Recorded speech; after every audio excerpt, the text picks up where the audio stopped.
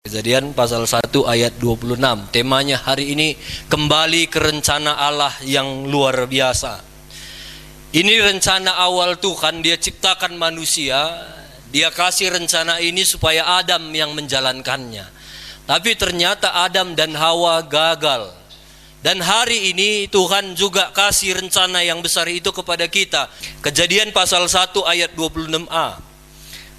Berfirmanlah Allah, baiklah kita menjadikan manusia menurut gambar dan rupa kita. Kalau kita mau menguasai bumi, binatang semua dunia, yang pertama yang harus kita lakukan, kita harus selalu mengejar keserupaan akan Kristus. Bagaimana Kristus? Itu yang setiap hari kita kejar. Kita harus belajar serupa dalam Kristus, dalam pemikirannya, dalam perkataannya, dalam perbuatannya. Yesus itu selama Dia di dunia, pikirannya cuma satu, bagaimana menyelamatkan orang. Yang sakit Dia selamatkan. Sampai hukum Taurat pun Dia langgar untuk menyelamatkan orang. Hukum Taurat bilang gak boleh ngapa-ngapain hari Sabat, tapi ada orang sakit hari Sabat, Dia selamatkan. Yesus itu pikirannya cuma satu, biar bagaimana orang selamat. Kalau kita mau serupa dengan Kristus, kalau kita mau ngalamin kuasa ini terjadi dalam hidup kita, kita menguasai bumi, menguasai segalanya, kita harus punya pikiran juga sama seperti Yesus. Bagaimana supaya menyelamatkan orang. Yang kedua, perkataan Yesus itu selalu membangun. Nggak pernah di Alkitab dicatat lalu Yesus WA si Petrus, terus yuk ngopi-ngopi yuk, udah lama kita nggak gosip. Nggak pernah itu. Perkataan Yesus selalu membangun. Yang sakit bangkitlah. Ada perempuan yang mau dilempari batu, mau dibunuh karena berzina, Dia bilang pulanglah, aku mengampuni kamu. Dan jangan berbuat lagi. Jadi perkataannya itu selalu menghidupkan, membangun. Kalau saudara mau mengalami kuasa Tuhan, belajar serupa dengan Kristus, perkataan kita harus membangun, menguatkan, menghiburkan. Perbuatan Yesus selama Dia di dunia, perbuatannya cuma satu, melayani, melayani, melayani. Kemanapun Dia melayani. Udah lapar mereka, Yesus yang melayani, Yesus yang manggang ikan untuk murid-muridnya. Padahal Yesus orang top, apapun Dia bisa kerjakan, tapi Dia melayani. Ada orang sakit, Dia layani. Kalau kita mau berkuasa seperti janji Yesus yang pertama terjadi dalam hidup kita, kita juga harus melayani. Kalau kita lakukan ketiga hal ini, berpikir seperti Yesus, menyelamatkan jiwa, berkata-kata seperti Yesus, berkata-kata yang membangun, dan melayani seperti Yesus, kita akan menjadi serupa dengan Yesus. Pikiran itu kita selalu pasti berpikir. Setiap hari kita pasti berpikir, bagaimana supaya usahaku diberkati Tuhan, bagaimana supaya kesehatanku baik, bagaimana supaya anak-anakku berhasil, bagaimana ini. Itu semua tidak salah. Tapi hari ini kalau kita mau seperti Yesus berpikir, kita mulai berpikir bagaimana menyelamatkan orang. Itu yang harus ada dalam pikiran kita. Jadi silahkan berpikir untuk diri, untuk usaha, untuk kesehatan, tapi mulai hari ini coba selipkan itu. Bagaimana untuk menyelamatkan orang. Menyelamatkan orang itu sederhana. Seperti yang selalu saya bilang, kadang-kadang bagi kita 10.000 nggak begitu penting. Sekali minum ke kedai udah habis. Tapi ada orang-orang yang bagi dia 10.000 itu menyelamatkan hari-harinya. Mungkin dia udah nggak makan. Belajar berpikir menyelamatkan orang sama seperti Yesus. Jadilah pemecah masalah. Kemana-mana kamu kalau ada masalah dan jawabannya ada di kamu, berikanlah itu. Jangan pakai istilah orang dunia. Kalau bisa repot, kalau bisa susah, ngapain dipermudah katanya. Itu kan istilah dulu ya. Kalau sekarang, kalau bisa mudah, ngapain dipersulit. Kalau jawabannya ada di kamu, selesaikan. Ada orang butuh dia 5.000, 5.000-nya. Gak usah kamu bilang, mari kita berdoa, kita berharap kepada Tuhan. Gak perlu dia doa kita, dia perlu uang di kantong kita jadi jawaban. Amin. Jadi kita bisa jadi pemecah masalah. Jangan asal datang kita lari orang. Gureh pembuat masalah katanya. Saya berharap di sini tidak ada. Amin. Ibu-ibu, kira-kira suami kita pernah salah enggak? Kalau Yesus jadi kita, ibu-ibu, apa yang Yesus lakukan? Apakah Yesus ngomong, "Sia kau bagi di laki kaki, keluar kaki. Hari Minggu kau lu pernah pergi kata dibatahi." Itu yang dilakukan Yesus. Saya percaya yang Yesus lakukan, kalau perempuan yang apa itu, semua orang mau lempari dia, tapi dia bilang, "Jangan berbuat." Bagaimana ibu-ibu kalau ada suami kita yang mungkin tidak baik kepada kita? Lakukan seperti yang Yesus lakukan. Peluk dia. "Pak, aku percaya setiap kita punya kelemahan. Aku mau berdoa buat Bapak. Kalau kamu baik seperti itu, sejahat apapun kami laki-laki ini, waktu kami jahat di luar pasti ada pikiran kami, kok jahat kali aku sama istriku ya. Dia baik kali sama aku. Waktu aku jahat dia peluk aku, dia doakan aku. Kok aku kurang ajar ya?" Pasti itu ada dalam pikirannya kalau kita berpikir seperti Kristus. Bapak-bapak, ibu-ibu pernah salah enggak? Kalaupun istri kita pernah salah, bapak-bapak, belajarlah seperti Yesus. Kalau misalnya dia boros, bilang, "Mah, kamu memang luar biasa, pilihanmu selalu yang terbaik. Sekarang bagaimana caranya kita melunaskan utang itu? Yuk kita kerjakan sama-sama." Itu aja yang kita kerjakan. Daripada kita, "Saya tanggung jawab, saya bukain kamu lalat bukai." Padahal nggak ada solusinya, nggak ada jalan keluarnya. Marah pun kita, nggak datangnya uang itu kan. Lebih bagus kita seperti Yesus. Waktu anak-anak kita ke rumah, apakah dia lihat Yesus atau dia lihat setan? Bertobat kita semuanya. Jadi kita perlu belajar berpikir seperti Yesus. Dia memikirkan menyelamatkan orang. Yang kedua, perkataan Yesus itu membangun.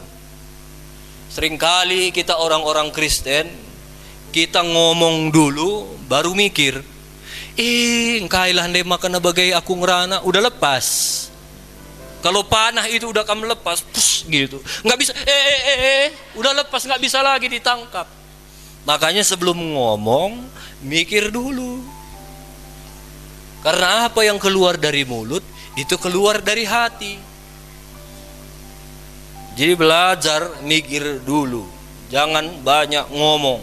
Waktu kita mau ngomong, coba tanya. Kalau Yesus jadi aku, dia ngomong ini enggak?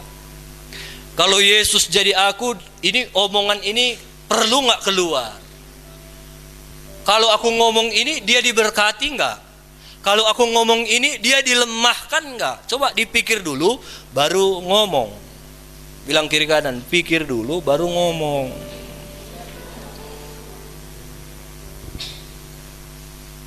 Yang ketiga, Yesus itu perbuatannya selalu melayani. Melayani, kemana-mana dia melayani. Sampai dia bilang, kalau kamu mau jadi yang terbesar, hendaklah kamu melayani sesamamu.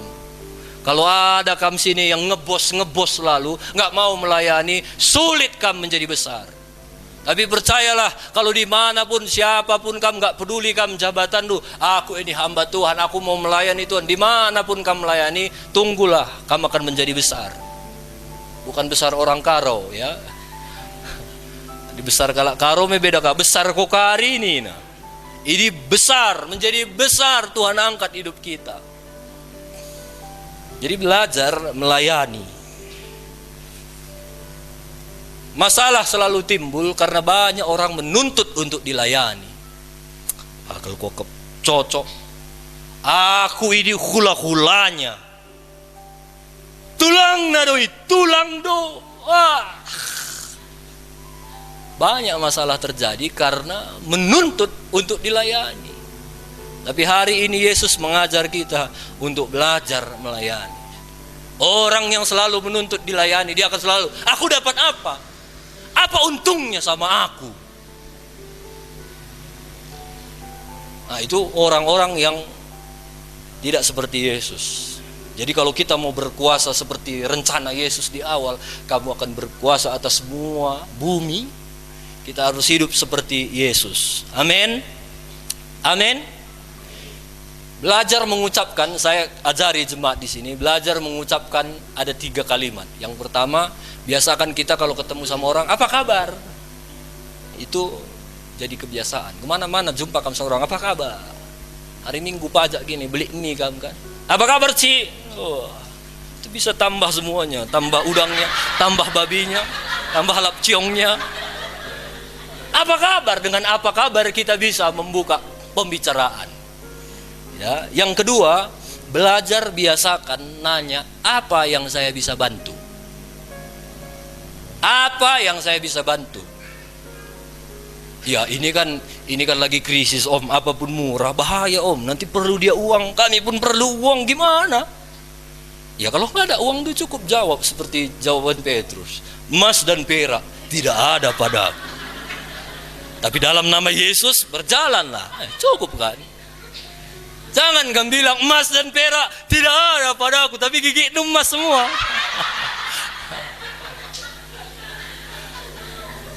Emas dan perak di Indo, emas di Krina tidak ada padaku, kayak Otman Paris. Kalau ada kasih, kalau nggak ada ya apa boleh buat. Jadi yang kedua, belajar jadi orang yang berkata, apa yang saya bisa bantu. Saya diberkati juga. Semalam kami ke kuburan Om Surbakti, karena semalam dia sudah 3 tahun meninggal. Cuma kami ada di situ, keluarga kami, keluarga Om Surbakti. Jadi Tante Surbakti cerita, aduh puji Tuhan, Tuhan itu baik.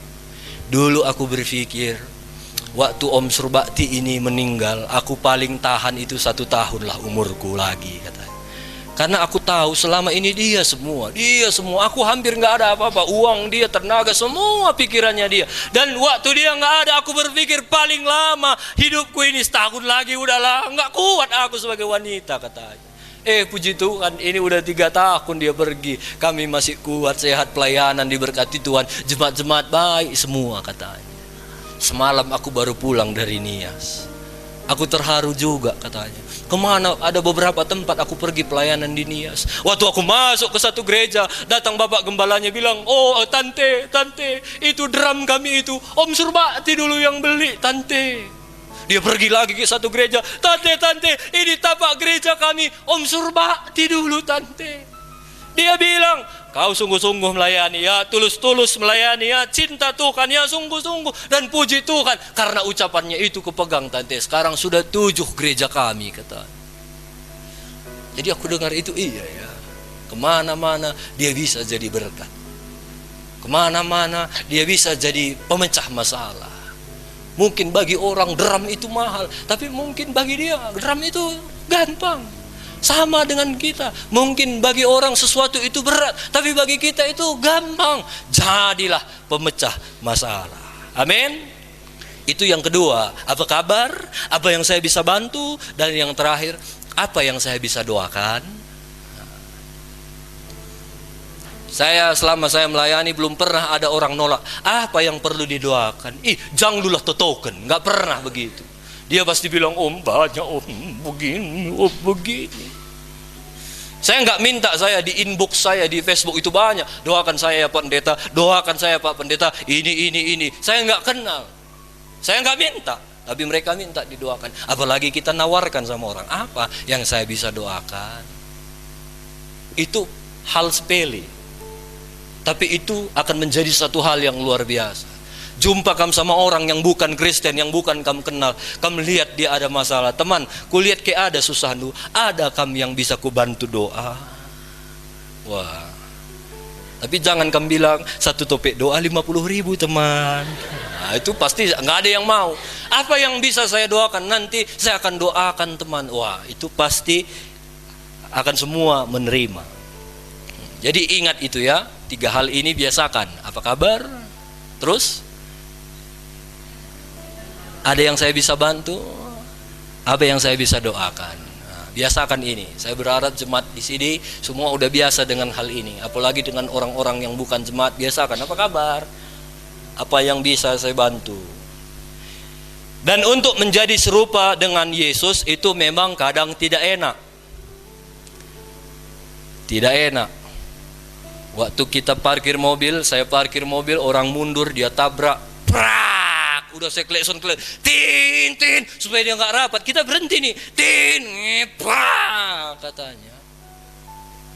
Itu 2 pilihan, saya mau menjadi setan atau saya mau menjadi seperti Yesus. Berat untuk menjadi seperti Yesus. Hati-hati kau ya. Dan dia tidak bayar apa-apa. Sampai sini saya yang bongkar bempernya, ketok sendiri, tok. Habis aku 1 hari untuk memperbaiki itu, gesek lagi, pilok lagi, udah nggak seperti semula. Tapi itulah kalau kita mau jadi seperti Yesus. Jadi belajar hidup seperti Yesus, walaupun berat, tapi selalu ada untungnya bagi kita. Saya cerita waktu ada orang yang mau pindah rumah itu, saya lihat dari internet dan saya tidak kenal dia. Waktu saya sampai di situ, saya lihat banyak barang-barangnya. Lalu dia bilang, Pak tolong saya bukan orang sini, saya tidak tahu menjual kepada siapa. Saya telepon semua kawan-kawan, bisa datang. Lalu ada yang datang beli, ini datang beli. Termasuk kursi-kursi yang dia jual sama kita itu. Saya bilang, ini kursimu berapa? 25.000 satu. Saya telepon kede-kede. Saya telepon orang yang perlu kursi ini. Tidak ada yang mengangkat. Sampai akhirnya saya berpikir, saya perlu menyelamatkan dia. Waktu itu dia jual 25.000. Itu murah, tapi bagi saya itu nggak perlu. Seperti khotbah kita minggu lalu, cukup. Di Sugihan juga cukup, di sini juga masih sisa kan. Untuk apa beli? Tapi saya berpikir, udahlah, kasihan dia mau pulang. Saya udah minta, oke lah semua kursi ini untukku, harga 25.000 katanya. Ya udah nggak apa-apa. Tapi waktu dia lihat saya membantu dia bilang, Pak udahlah nggak jadi 25.000, 15.000 aja lah satu katanya. Ada untungnya kalau kita menjadi sama seperti Yesus.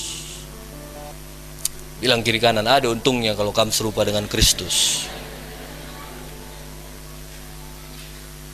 Jadi yang pertama, kalau kita mau berkuasa harus serupa dengan Kristus. Yang kedua, Kejadian 1:28, Allah memberkati mereka, lalu Allah berfirman kepada mereka, beranak cuculah dan bertambah banyaklah. Banyak orang salah artikan ini. Beranak cucu maksudnya menikah, punya banyak anak. Bukan itu maksud firman Tuhan. Yang Tuhan mau itu lebih jelas di kitab bahasa Inggris, dia bilang begini, be fruitful and multiply. Artinya bukan beranak cucu, tapi lahirkan anak-anakmu yang memiliki buah yang sama seperti kamu. Udah gitu lipat gandakan katanya. Itu maksudnya beranak cucu dan berlipat kali ganda. Bukan banyak anak. Nggak salah banyak anak. Nggak salah. Tapi jangan kamu bilang banyak anak banyak rezeki, belum tentu. Kalau takut kamu sama Tuhan, hidup orang benar, anak cucunya pasti tidak akan meminta-minta. Itu yang benar. Jadi yang kedua, kita harus kalau mau menguasai bumi, lahirkan anak-anak rohani atau anak-anak jasmani yang memiliki nilai-nilai yang sama seperti kita. Kita setiap hari Minggu datang ke sini kan dapat nilai-nilai. Itulah yang kamu bagikan sama anak-anak Ndu, sama anak-anak rohani Ndu. Dulu saya ingat saya mengajar james keyboard. Semua orang ini saya ajar. Dan di atas semuanya itu saya bukan mengajar mereka musik saja. Saya belajar mengajar mereka itu nilai-nilai. Bagaimana harus jujur, bagaimana harus disiplin, bagaimana harus melayani. Dan saya bangga mereka hidup dalam nilai-nilai. Dan sekarang mereka juga sedang melahirkan anak-anak yang mereka bina, termasuk dan James melahirkan Daniel. Peran juga melahirkan Nandes. Jadi nanti mereka juga akan terus lahirkan pemain-pemain musik. Dan bukan hanya itu, Apa nilai yang mereka sudah dapat, saya berharap itu juga ditanamkan kepada anak-anak yang diajarkan, termasuk pemain remana juga. Semua kita harus menanamkan nilai-nilai yang benar. Itu jauh lebih penting daripada semuanya. Jadi yang kedua, kalau kita mau punya kuasa, kita harus berbuah dan memultiplikasi, melipat gandakan apa yang sudah kita terima. Yang ketiga, dengan kasih kita akan menaklukkan dan menguasai bumi. Banyak orang mau menguasai bumi dengan uang, tidak bisa. Banyak orang mau menguasai bumi dengan ilmu pengetahuan, tidak bisa. Terbukti sampai hari ini obat penyakit AIDS belum ada. Artinya pengetahuan belum bisa menaklukkan bumi. Jadi kita harus menaklukkan bumi. Kita harus selalu melayani, berpikir, berkata-kata seperti Yesus.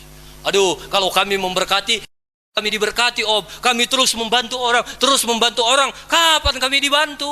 Percayalah, kalau kamu menabur, kamu pasti akan menuai. Di saat kamu menabur, di situ juga kamu akan menuai. Belajar berpikir seperti itu. Kasih itu di atas segalanya. Kasih itu tidak ada tandingannya. Kalau kamu hidup dalam kasih, kamu sedang hidup di dalam satu tingkatan yang tertinggi dan tidak akan ada yang melawannya. Saya tutup dengan 1 Korintus 13 ayat 4 dan seterusnya. Kasih itu sabar. Kalau saudara terus sabar sampai hari ini dengan kasih Allah, percayalah tidak ada satu kekuatan pun yang tetap bertahan. Itu akan hancur dengan kasih Allah yang akan kita bagikan. Kasih itu murah hati. Kalau kamu murah hati, tidak ada sesuatu kekuatan pun yang akan tetap bertahan. Perempuan, saya nggak tahu bapak-bapak di sini, mungkin ada dulu kita untuk mendapatkan istri kita itu harus berjuang mati-matian. Dek, mau kau sama aku? Nina. Tapi karena kita udah cinta, kita kasih bunga. Nina. Hari kedua kita kasih coklat. Nina. Hari ketiga kita kasih somai. Seterusnya kita terus murah hati. Dan akhirnya kita berhasil menaklukkan hatinya. Kalau kita hidup dalam kasih itu murah hati, itu akan menaklukkan segalanya. Sekeras apapun hati seseorang itu. Ia tidak cemburu, ia tidak memegahkan diri, dan ia tidak sombong. Banyak masalah terjadi karena kesombongan. Kalau kita jualan, jangan sombong. Kalau kita berdagang, jangan sombong. Kalau kita bertani, jangan sombong. Jadi pelajar, jangan sombong. Saya kadang-kadang belanja di satu tempat. Ada penjual bilang begini, pokoknya ini murah. Kalau kau nggak percaya, cek di toko sebelah. Barang itu nggak bagus, itu nggak tahan, buatan Cina itu. Ini bagus asli. Tapi saya juga pernah belanja di satu toko, Pak, ini begini Pak, ya sesuai dengan harganya, memang ya kualitasnya lumayan. Tapi Bapak lah, silakan Bapak cek, pasti semua ada kelebihan, keuntungan, ada kelebihan, ada kekurangannya Pak. Silakan Bapak lah, kalau Bapak mau beli pun nggak apa-apa, mau cek pun dulu ke toko sebelah nggak apa-apa. Nanti mana tahu nggak ada yang cocok, Bapak kembali lagi ya Pak. Itu kan berarti orang-orang yang seperti itu tidak akan terkalahkan.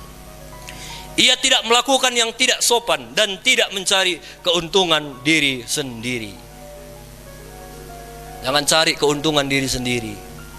Kalaupun kita pedagang, penjual, jangan cari supaya kita untung, tapi coba berpikir bagaimana supaya pelanggan kita puas.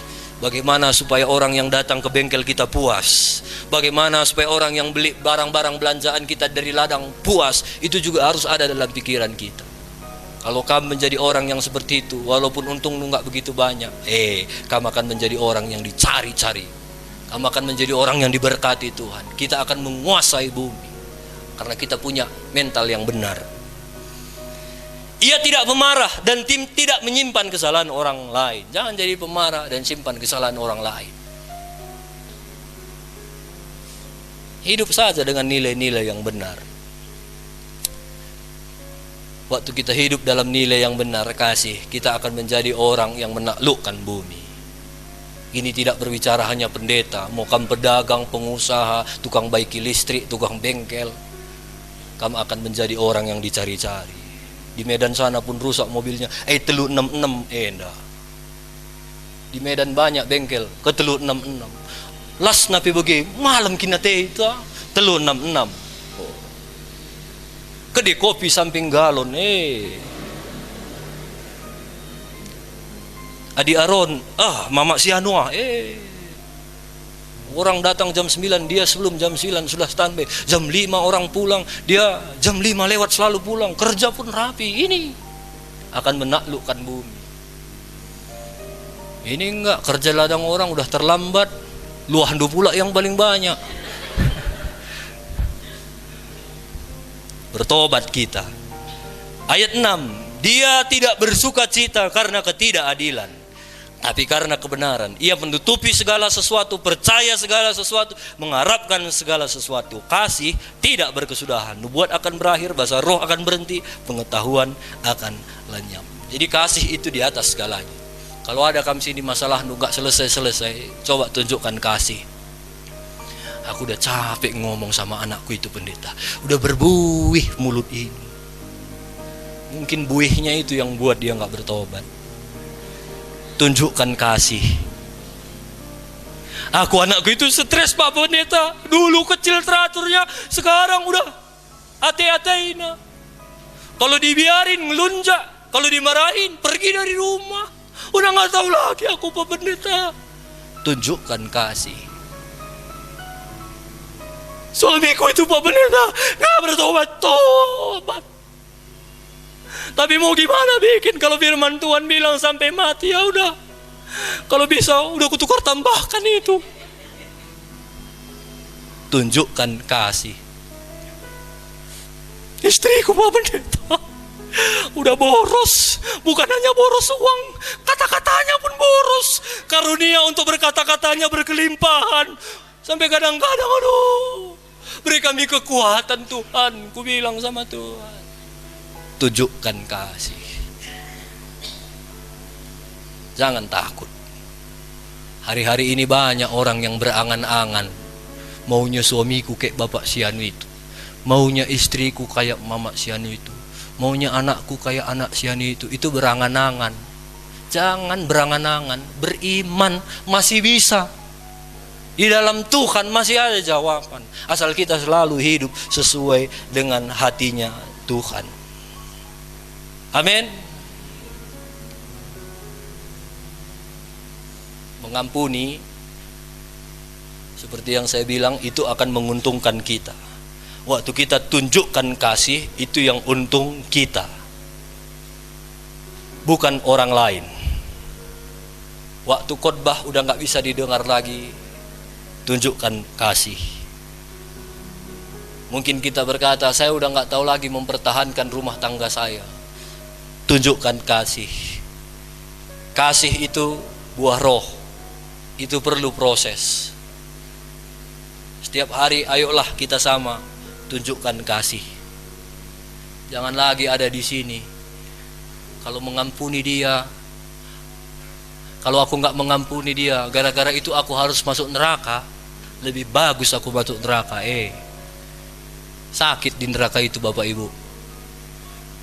Karena belum kesananya kita.